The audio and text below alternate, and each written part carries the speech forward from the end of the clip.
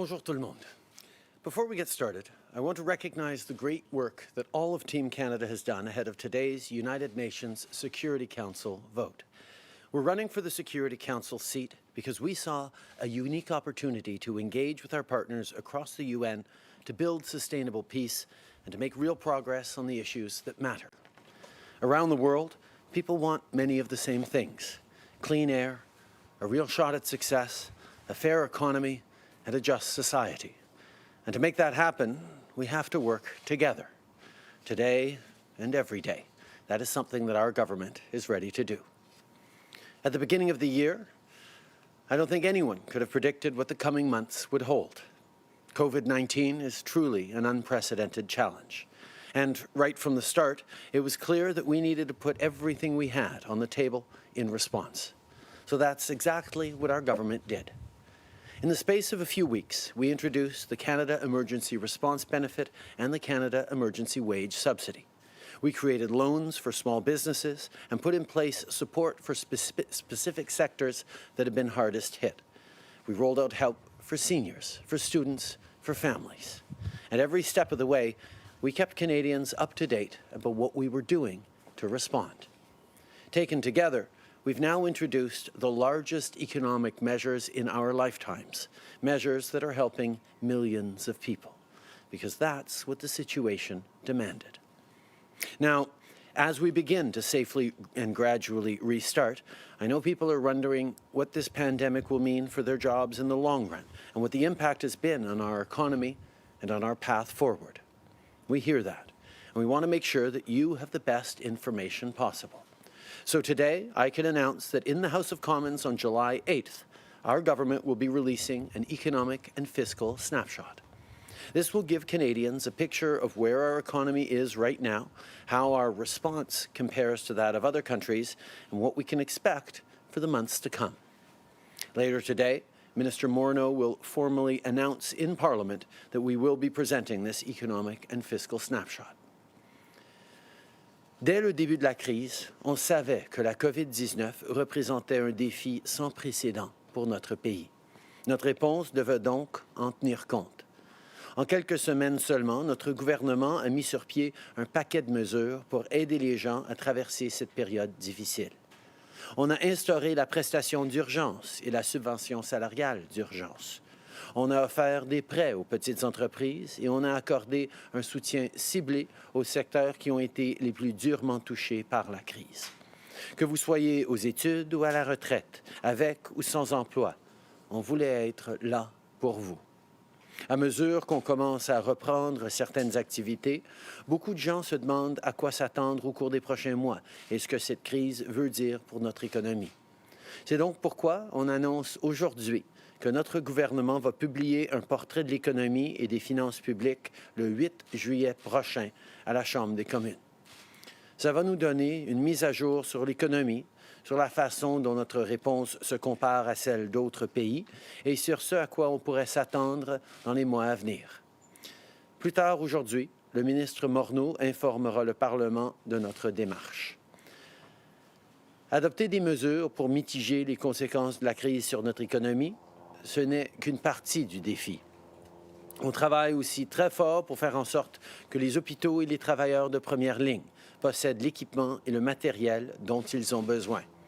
Et là-dessus, j'ai des bonnes nouvelles à vous faire part. D'abord, notre gouvernement a signé un accord avec l'entreprise Galenus de Montréal pour fabriquer des billes de silice qui sont essentielles au dépistage. Et cette semaine, Santé Canada a aussi certifié des respirateurs produits par deux groupes canadiens, CAE et le consortium Ventilators for Canadians. Ils vont maintenant pouvoir augmenter leur production pour fabriquer les 20 000 respirateurs commandés. Il y a 2 ans, j'étais de passage chez CAE pour annoncer un investissement dans la formation des travailleurs.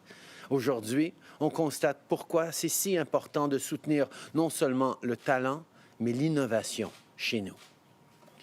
Researchers across the country make incredible discoveries every day, from rapid advances in understanding COVID-19 over the last few months to years-long studies of climate change and cancer treatments. It's in everyone's interest that they continue doing their vital work. So today, we're announcing almost $500 million in funding through NSERC's additional annual Discovery Grants program. This money will support thousands of Canadian researchers and their groundbreaking work, whether they're studying viruses, developing AI, or making strides in chemical engineering. Canadians are innovative and creative, and that's something we'll always support. This morning, I want to speak about help for another group of Canadians who do vital work, our fish and seafood producers. The women and men who work on fishing boats and in processing plants keep our families fed. But they've been facing some really tough times lately.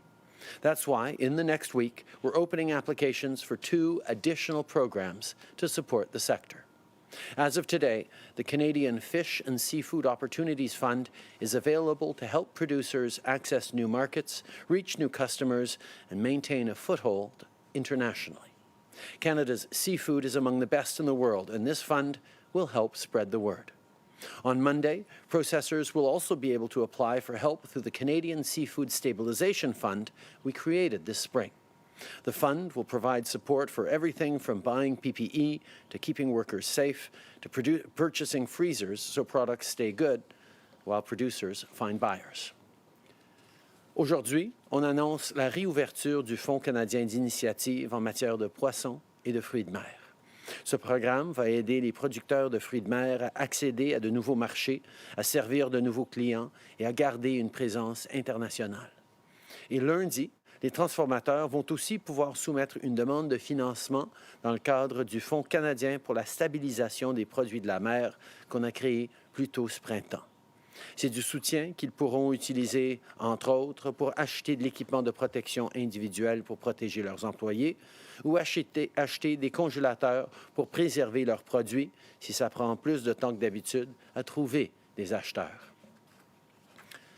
I want to end today with an update on Parks Canada. For a lot of people, no summer is complete without getting the tent packed, the kids in the car, and the time off to go camping. Now, because of the pandemic, many campgrounds had to close temporarily. But the good news is that as of Monday, Parks Canada will gradually start reopening some of their camping sites. No matter what you're planning this summer, whether it's camping or barbecues, keep following public health recommendations and keep doing your part to protect the people around you. Together, we will get through this. Merci. Thank you, Prime Minister. We'll now go to the phones for questions. 1 question, 1 follow-up. Operator.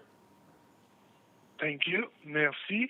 Première question, Marie Vastel, Le Devoir. À vous. Oui, bonjour, M. Trudeau. J'aimerais revenir sur la prolongation de la PCU que vous avez annoncée hier. Plusieurs personnes, dont François Legault et des chambres de commerce, s'inquiètent que ça prolonge un désincitatif au travail et vous demandent de moduler la PCU à l'avenir pour permettre que les gens puissent conserver une plus grande part de leur revenu de travail. Vous avez dit au départ à plusieurs reprises qu'on était dans l'urgence et que vous deviez donc aider les gens rapidement. C'était votre explication à ce que la PCU ne soit pas modulée. Mais là, 3 mois plus tard, est-ce que vous ne pensez pas qu'il faudrait prendre le temps maintenant d'ajuster la PCU en ce sens-là? Il y a actuellement autour de 3 millions de Canadiens qui voudraient un emploi, qui ont perdu leurs emplois, mais qui ne trouvent pas d'emploi. On sait que oui, l'économie est en train de rouvrir graduellement et il y a des emplois qui sont créés, mais il reste encore beaucoup trop de gens qui cherchent un emploi, qui a d'emplois disponibles. Donc, nous devons être là pour ces gens qui ont besoin d'appui, qui ont besoin de la PCU pour pouvoir payer leur épicerie, pour pouvoir aider leur famille. Oui, nous sommes en train d'encourager, on met en place des mesures pour encourager les gens de prendre les emplois qui deviennent disponibles, mais on est loin d'être dans une situation où il y a assez d'emplois pour tout le monde qui voudrait travailler. Et c'est pour ça qu'on est en train d'étendre la PCU pendant encore 8 semaines. Suivi, oui? Oui, ben je comprends. C'est des propos que vous avez répétés à plusieurs reprises depuis plusieurs jours. Donc, je vais vous poser la question quand même. Je ne comprends pas pourquoi il serait impossible de moduler la PCU. Je comprends qu'il y a des gens qui ne trouvent toujours pas de travail. La question, c'est pas de ne pas la prolonger, c'est pourquoi ne pas la moduler. Qu'est-ce qui vous en empêche? Et sur l'idée de punir les gens qui fraudent la PCU, votre ministre Qualtrough hier a dit que vous aviez encore l'intention d'imposer des sanctions.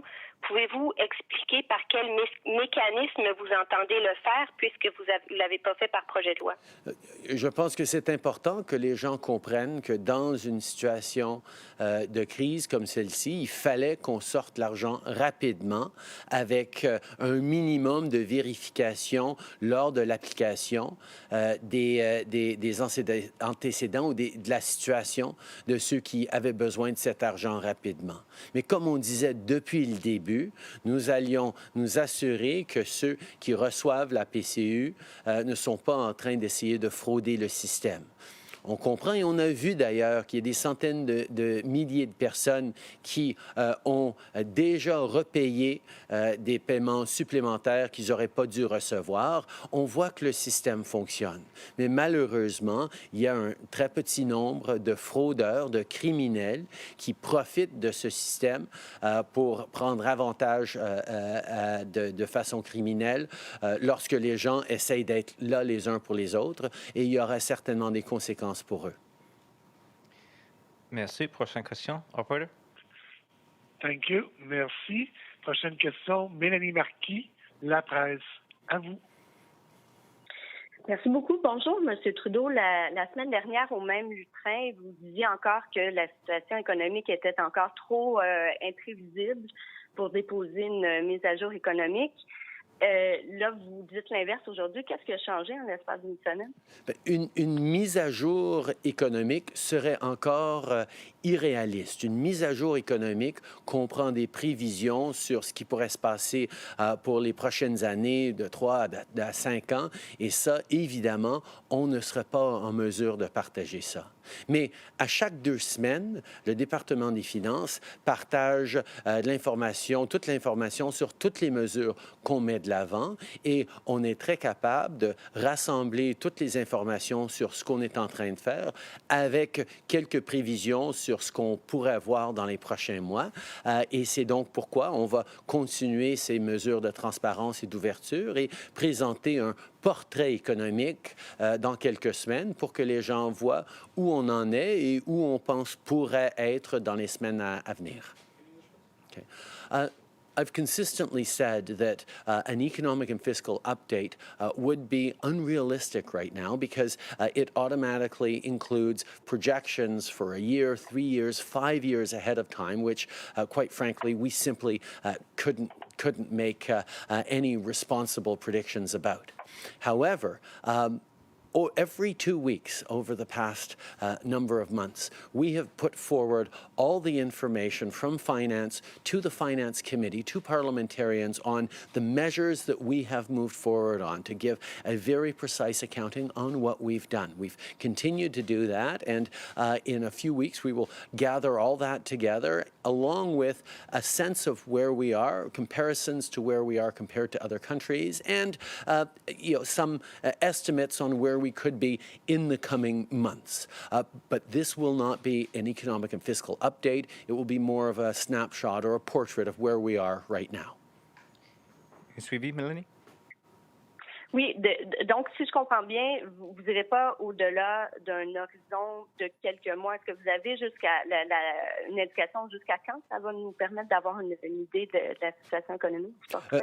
Le ministre des Finances est en train de travailler là-dessus. Évidemment, on veut donner le plus d'informations possible aux gens, mais on veut aussi que ces informations soient utiles. Alors, le ministre des Finances va pouvoir spécifier un peu plus de détails là-dessus.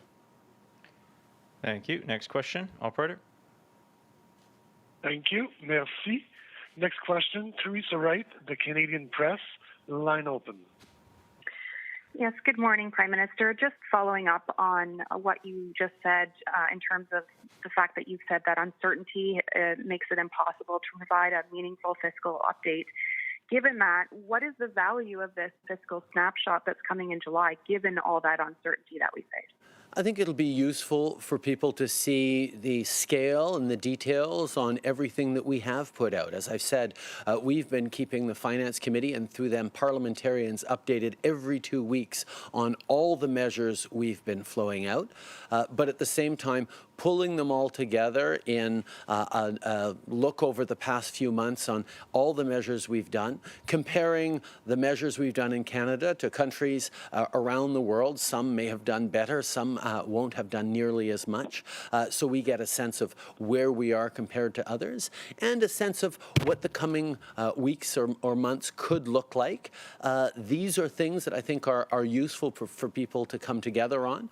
But because of the transparency we've demonstrated every step of the time, it is a consistent part of what we're continuing to do. Follow-up, Teresa? Yes. On another issue, it often takes years for the RCMP to respond to formal recommendations from the force's civilian watchdog. Is this acceptable to you? I think one of the things that we've seen come to light over the past weeks and months is that our systems are not adequate to respond to the concerns that racialized Canadians and Indigenous Canadians and others who want to see a reduction of systemic discrimination in our institutions move forward quicker. So we are going to move much quicker on responding to these things, on making changes to our institutions to really go after systemic discrimination. Je pense que ce qu'on voit depuis des semaines, c'est que la rapidité avec laquelle nos institutions répondent à des plaintes, à des besoins de faire des changements est beaucoup trop lente. Nous allons accélérer ces processus. Merci. We'll take one more question on the phone. Operator? Thank you. Merci. Next question, Greg Quinn, Market News. Line open. Hello. Governments in the past have used omnibus bills to put a lot of side legislation into budget packages. When you do present a full budget, will you commit to refraining from using an omnibus bill to put in other measures? We have been consistent in our approach over the past years of not moving forward with omnibus legislation. These are things that we are fairly strict on. It's something that we saw previous Conservative governments significantly abuse, which is why we made commitments to not have omnibus legislation, and we're going to be sticking with that. Nous avions vu dans le passé les gouvernements conservateurs abuser des bills omnibus qui avaient énormément de mesures qui n'étaient pas liées aux objectifs précis du projet de loi ou du budget. Et c'est pour ça que nous avons restreint et limité les mesures à l'intérieur de projets de loi pour qu'on puisse justement avoir un meilleur débat au Parlement. Et on va continuer de garder cette pratique. Follow-up, Greg? Yes. The unemployment rate is at a record high, and clearly the CERB program shows millions of people in Canada had savings that weren't enough to last even a couple of months through a time like this. Given the rise in gig employment and tech companies, do we have to take another look at social programs or regulation or taxation of these kinds of gig employers when we get through this tough moment? I think absolutely, Greg. That's something that we need to look at. We've seen this crisis expose real vulnerabilities within our communities, within our employment systems. We are responding to this emergency right now, but we are also reflecting very carefully on how we can build back better, build back fairer, build back greener, make changes to our systems so that going forward, whether there's another pandemic or some other crises or not, that people are better supported by our systems. We need to make sure that we're doing right by Canadians, and this crisis has given us not just examples of where we haven't been good enough in the past as governments, but opportunities to make significant changes. je pense absolument que nous devons regarder tous nos systèmes pour voir si on peut les améliorer. Je pense que cette pandémie a souligné des failles dans nos systèmes pour appuyer les plus vulnérables, mais aussi nous donne une opportunité de faire des changements pour reconstruire un pays et des systèmes qui vont être plus équitables, plus généreux pour les vulnérables et créer vraiment plus d'opportunités pour tout le monde. Qu'on ait d'autres pandémies qui viennent ou juste des temps plus normaux, on a besoin de faire plus pour les gens vulnérables. Prime Minister Janet Silver, Global News. You've said July 8th it will be a fiscal snapshot. I'm wondering what specifically it will include, what sorts of numbers, and if this is a means to appease the opposition who've been asking for a fiscal update. Over the past number of months, we have put forward in full transparency updated numbers every 2 weeks to the Finance Committee on measures that we've put forward. So our commitment to transparency has been ongoing, as has been the case for this government since the very beginning. At the same time, it will be useful to pull together all these different measures so people understand the scale of what this country has done, some comparators with other countries so that they can see where we fit on the spectrum of help to citizens in our peer countries, but also a sense of what could be expected in the coming months. I think it would be a little bit unrealistic to project much further than a few months because things are changing so rapidly, but we're happy to continue to demonstrate the kind of transparency and accountability that Canadians expect and deserve. Je pense que ça va être intéressant de pouvoir rassembler toutes les informations qu'on partage à tous les 2 semaines avec le Comité des finances sur nos investissements, les façons qu'on est en train d'envoyer des ressources aux Canadiens. En même temps, on pourrait se comparer un petit peu aux autres pays pour voir où le Canada se situe en termes de l'aide qu'on est en train de donner à nos citoyens, mais aussi une idée de ce que pourrait amener les prochaines semaines ou les prochains mois sans faire des prédictions trop long terme. Je pense que ça peut rassurer les gens et continuer notre engagement envers la transparence et la redevabilité. And on a slightly different topic, earlier today, the Bloc Québécois leader said that you were governing like a king, that you have no respect for Parliament and you are doing nothing for Quebec. I'd just like to get your response to that.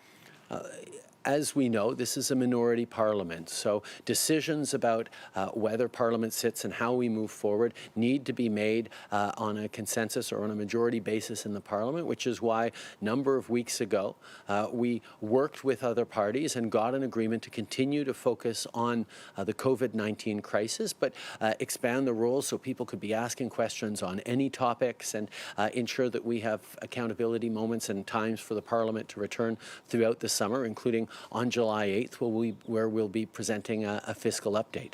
So, 3 different parties came together to make a determination of what Parliament would do. That's how Parliament functions. I can understand that both the Bloc Québécois and the Conservatives did not want this particular outcome, but the will of Parliament was expressed by a majority, by the 3 parties who came together to determine what we're doing.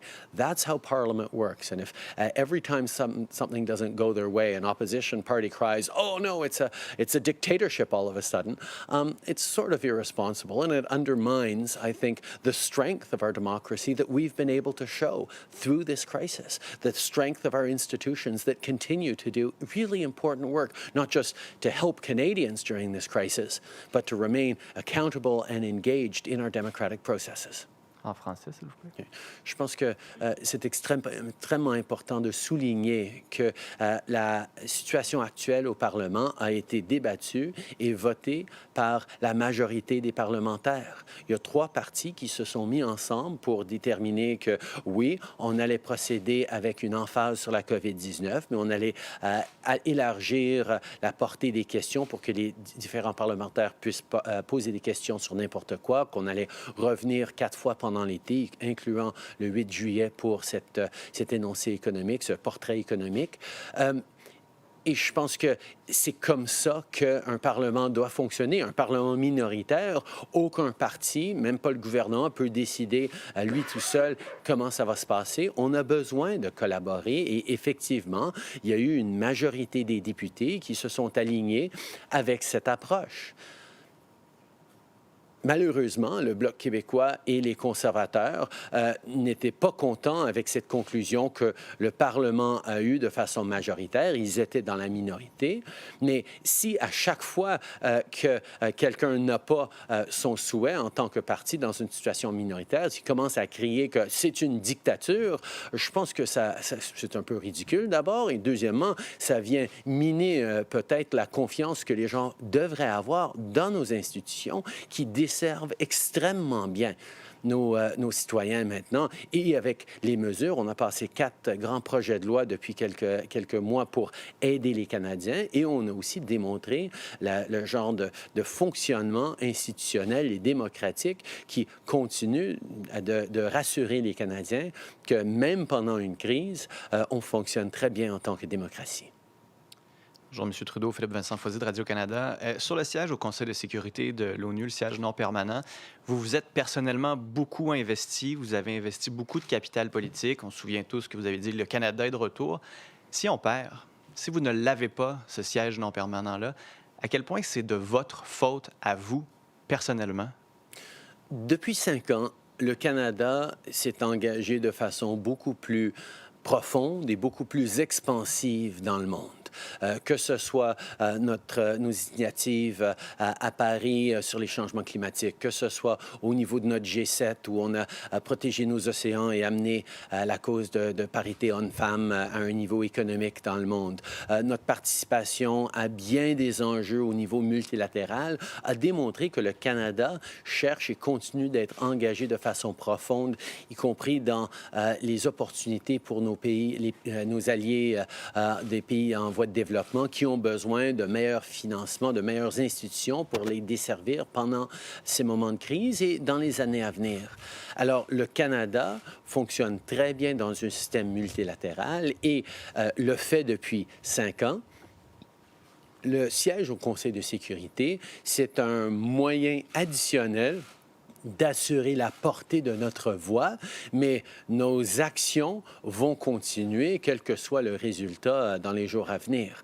Nous savons qu'un Canada engagé, c'est bon pour le monde, mais c'est aussi bon pour les Canadiens. C'est dans notre intérêt d'avoir des règles stables et prévisibles dans le monde. C'est dans notre intérêt de voir des gens vulnérables aider et créer des opportunités et de l'éducation et du progrès économique pour des gens à travers le monde, parce que le Canada réussit quand des gens partout dans le monde réussissent. C'est ce qu'on fait depuis 5 ans, c'est ce qu'on va continuer à faire. Si on est au Conseil de sécurité, ça va être plus facile de porter nos voix dans les plus hautes instances, mais notre approche engagée dans le monde ne changera pas.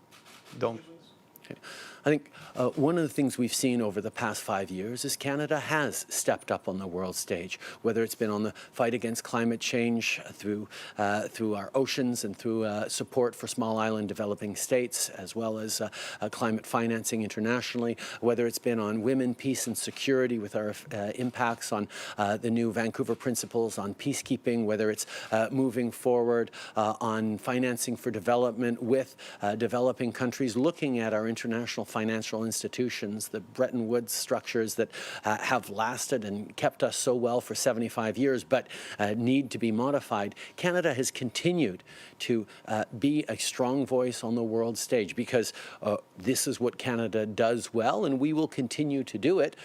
Yes, a seat on the UN Security Council will be an additional lever and an extra way that Canada can make sure that our voice and our values are being heard at the highest levels. But we will continue to make a difference in the world and defend multilateralism, not just because it's good for the world, but because it's good for Canadians. Canadians do well when we are connected to the world, when we are trading with the world, when there are clear rules in place for things like international trade and international behaviors. We do well when countries come together to work collaboratively and respectfully on solving big problems. We do well when vulnerable people around around the world have better opportunities to succeed and fewer conflicts and fewer social inequities. These are the things that Canada has been doing for the past 5 years. These are the things that we will continue to do into the future, regardless of what happens this week. But it certainly would be nice to be able to have that extra lever of a seat on the Security Council. Je suis plus sûr de comprendre. Là. Je vous demandais, est-ce qu'il y a une partie qui va être de votre faute personnelle là-dedans? Donc, si jamais vous voulez répondre, je peux vous laisser répondre là-dessus. Sur les CHSLD, les militaires, on sait qu'il va y avoir 10 équipes militaires qui vont être là en urgence si jamais il y a des problèmes dans les CHSLD. Est-ce que vous avez une entente avec Québec? Et si oui, il va y avoir combien de membres du personnel de la Croix-Rouge, combien de bénévoles? Êtes-vous capable de nous expliquer ça clairement, là? Pas nous dire à quel point c'est important les CHSLD, mais nous donner des détails concrets sur l'entente? Je peux souligner que les conversations avec Québec continuent de façon extrêmement productive. Il y a une belle collaboration, comme toujours, entre Québec et Ottawa, et nous allons avoir des annonces à faire d'ici bientôt. Hi, Prime Minister. Tom Perry, CBC. This fiscal snapshot that you're going to be releasing, if you're doing this, does this mean that the big spending announcements have now all been made? And if not, I mean, how reliable will this be? Also, when do you think you're going to be in a position to actually put forward a fiscal update or a budget? I think, first of all, we know that we are moving through the emergency phase right now into something that is more of a recovery phase. We will continue to monitor what is needed in the economy as we go forward on extending certain programs, on modifying others. But as we've been doing from the beginning, we will keep adjusting as we go. I think it is useful to bundle together all the initiatives and all the ways we've helped Canadians over the past months in one concrete snapshot in a few weeks. But of course, we recognize that if there is a second wave, if Canadians fall on hard times because of COVID-19 in the coming months, we will need to do more. We are going to remain focused on making sure that Canadians are able to get through this in the best possible way, to be able to keep ourselves and our families safe, but also to be able to make sure we have a strong economy going forward. So yes, now is a natural time for bundling together everything that we've done with this fiscal snapshot. But certainly as we move forward, we will continue to be transparent about decisions big and small we have to take to continue to keep Canadians safe. As for when there would be a full fiscal update or an eventual budget, right now we're still very much responding to an immediate situation, and we will continue to reflect on when that time could be right as the situation stabilizes. Je pense que évidemment, on est en train de passer un petit peu de l'état d'urgence à un état de reprise économique. Donc, c'est tout à fait logique qu'on partage un petit peu les mesures qu'on a prises sur les 3 derniers mois. Mais ça ne veut pas dire qu'on n'aurait pas d'autres initiatives à amener s'il y a une seconde vague, si on a besoin de prolonger certains programmes. Mais c'est logique de partager des idées et un portrait d'où on est maintenant avec les Canadiens. Pour les prochaines étapes, un budget, un énoncé plus formel, on va continuer de regarder quand la situation sera assez stable pour pouvoir le faire. On va certainement le faire, mais c'est des discussions qui se poursuivent. And you were asked this a little earlier. I'd like to give you another opportunity to answer. How much do you have personally riding on this UN Security Council vote? I think this is something that Canadians expect for us to be involved in the world, and I've certainly seen the impact that Canada can have on the world stage through the G7, through the G20, through our leadership in multilateral fora at a time where there are large countries sort of withdrawing a little bit from the global stage. I believe deeply that Canada can and should be stepping up on the world stage, and I've demonstrated that Canadians can and do have a large impact on the world when we do that over the past 5 years. I certainly look forward to being able to continue that, and do see that the UN Security Council seat could be a very powerful tool for continuing what we're doing. But as I've said from the beginning, a seat on the UN Security Council is not an end in itself. It's a means to an end. It's a means to continue ensuring that our values, that our voice, and that our solutions are heard and resonating at all levels of multilateralism. Comme j'ai souligné bien souvent, un siège sur le Conseil de sécurité des Nations unies n'est pas un but en soi. C'est un moyen d'assurer que l'impact des valeurs et des solutions canadiennes sur l'échiquier mondial continue à résonner. Je pense que les gens ont vu à quel point il y a un apport positif que le Canada a apporté dans le monde depuis 5 ans et certainement, j'espère pouvoir continuer de faire ça avec un siège au Conseil de sécurité des Nations unies. Mais quelle que soit l'issue du vote, nous allons continuer d'être présents et d'être engagés dans le monde parce que c'est bon pour les Canadiens d'avoir un monde plus stable où les gens suivent les règles. Glenn McGregor, CTV News. Prime Minister, you've listed many things Canada has done internationally on the world stage, but we know that for members, UN members that are voting today on the Security Council seat, two key factors are commitments to peacekeeping and amount of percentage of GDP dedicated to foreign aid. How do you think Canada has done on those two measures compared to the two countries we're competing against? I think there's always more to do, and we're always looking at how Canada can better help, how Canada can best help on the world stage.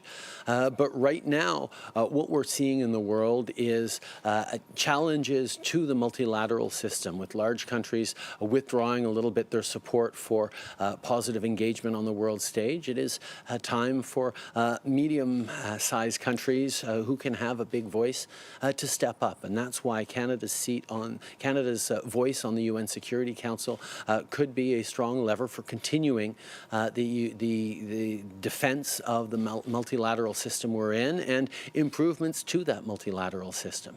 I have nothing but respect for our two competitors, Ireland and Norway, that have demonstrated an engagement in the world. There's no question about it. And it is unfortunate that we're in a situation of having to compete against friends for this.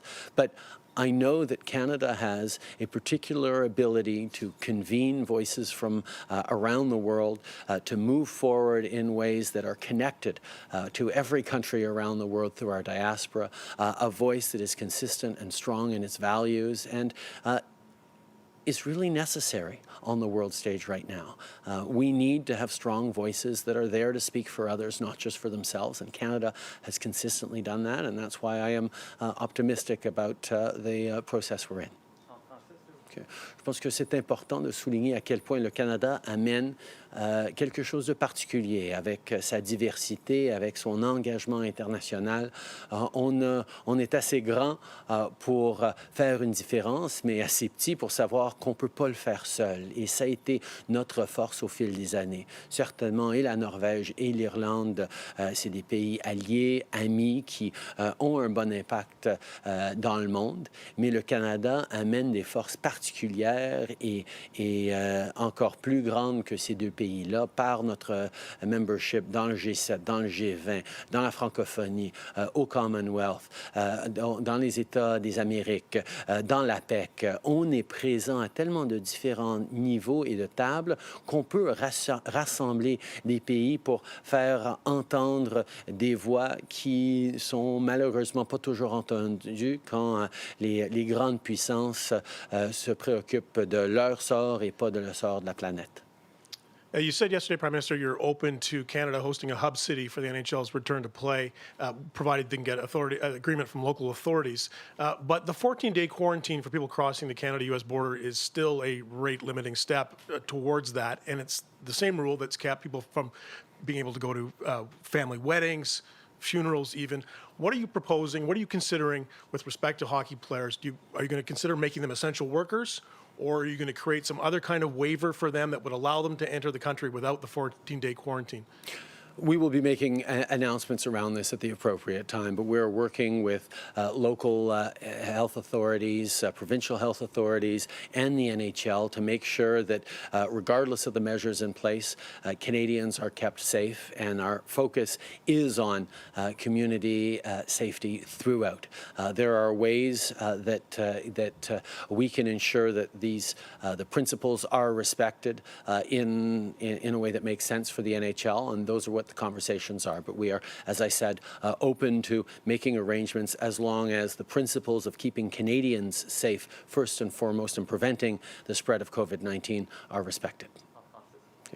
Je pense que même si nous voulons tous voir un peu de hockey cet été, nous devons rester ancrés dans les principes de protéger les Canadiens et empêcher la propagation de la COVID-19.